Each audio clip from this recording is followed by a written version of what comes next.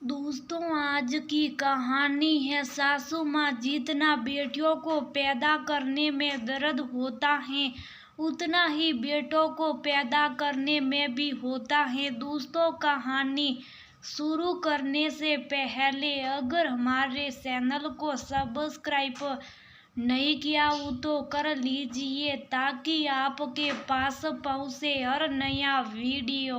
ये ले छोटी बहू, काजू बादाम वाली दूध जल्दी से पी ले वरना ठंडी हो जाएगी। साधना जी अपनी छोटी बहू को दूध का गिलास बढ़ाते हुए कहती हैं, माँ जी अभी नहीं, थोड़ी देर में पी लूंगी, आप वहाँ टेबल पर रख दीजिए। काव्या आनाकानी करते हुए कहती हैं, अरे पी ले बहू दूध, वरना मेरे राजकुमार को कैसे दूध पिलाएगी।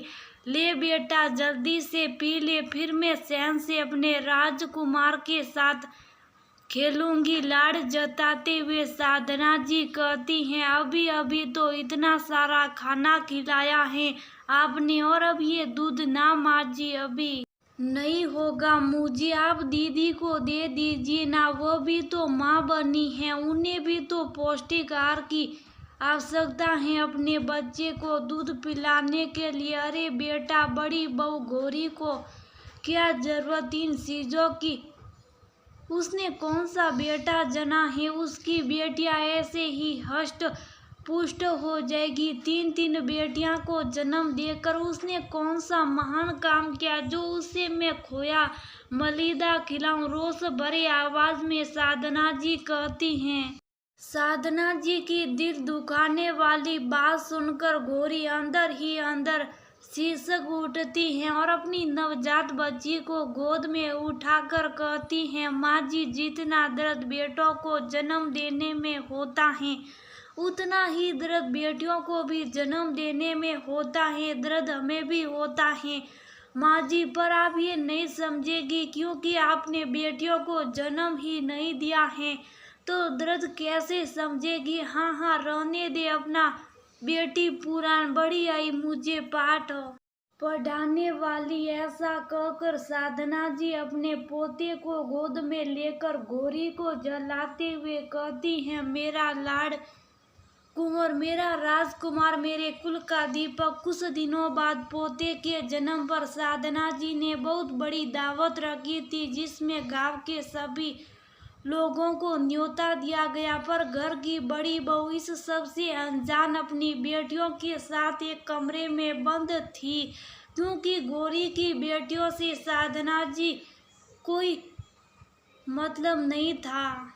उनके लिए तो बेटियां सिर्फ बोझ समान थी बस, और बेटी की माँ घर में पड़ी एक गटूरी की तरह, जिसका कोई मोल नहीं होता। खैर इस तरह बच्चे बड़े होते गए और दिन प्रतिदिन साधना जी का प्रेम अपने पोते के लिए बढ़ता गया। काव्या भी कुल का दीपक देकर फूले नहीं समाती थी।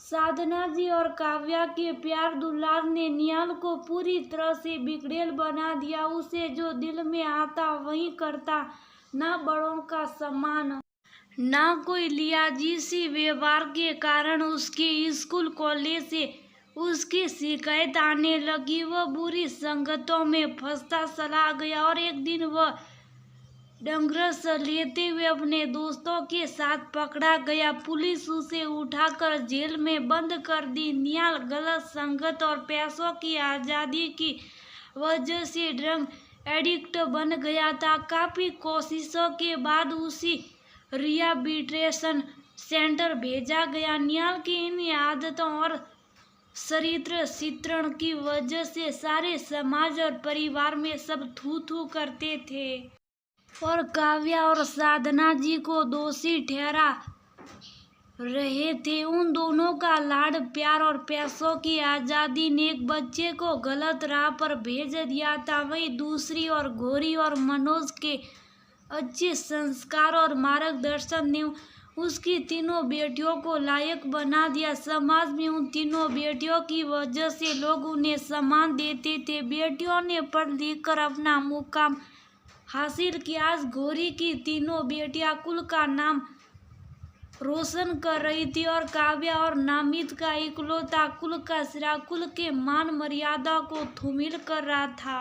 एक दिन साधना जी उदास अपने कमरे में बैठी बैठी यही सब सोच थी कि तभी बाहर बैंड बाजे की आवाज से काफी शोरगुल सुनाई दी, जिसे सुनकर साधना जी बाहर जाती हैं और बाहर का नजारा देखकर आंखों से खुशी के आंसू छलक जाते हैं। बड़ी सी गाड़ी में अपनी छोटी पोती, जो अभी अभी आईपीएस बनकर अपने शहर लौट रही थी, और पीछे पीछे सारे गांव वाले दरवाजे पर पहुंचते ही सबसे पहले अपने माँ पापा को प्रणाम करती हैं और अपने गले में पहने फूलों के हार को अपने माता पिता के गले में डाल देती हैं, जिसे पाकर गौरी और मनोज खुशी से रो पड़ते और कहते हैं, आज मेरी बेटियां मेरा सर फकर से ऊंचा कर दिया। आज दुनिया के ताने सोटे पड़ने लगे, तुम तीनों ने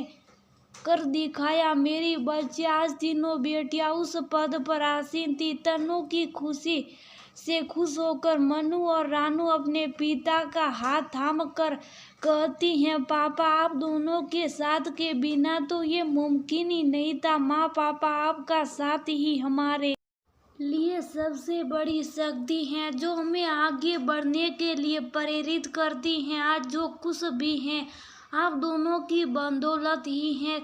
दूर खड़ी साधना जी भावुकता भरी निगाह से अपनी पोतियों को देख रही थी कि तभी तनु आकर साधना जी को प्यार छूकर प्रणाम करती हैं, और जैसे ही तनु प्रणाम करके सीधा खड़ी होती हैं, वैसे ही साधना जी अपने सीने से लगाकर भावुक हो उठती हैं और कहती हैं, मैंने आज तक तुम लोगों के साथ कितना बुरा व्यवहार किया, कभी अपने आंचल की छाव में पनाह नहीं दी, फिर भी पूरे गांव में मेरी दादी दादी कहकर तुम सबके जबान नहीं थकते थे। बचपन से आज तक तुम तीनों बहनों ने हमारा सर फकर से ऊंचा किया, और जिसे दिल और दिमाग में बिठाकर रखा वो हमें कहीं का भी नहीं छोड़ा। सच में बेटिया, आज मुझे तुम सब पर नाज है और मैं शान से कह सकती हूँ कि ये मेरी पोतियाँ हैं, जिसने अपने खानदान का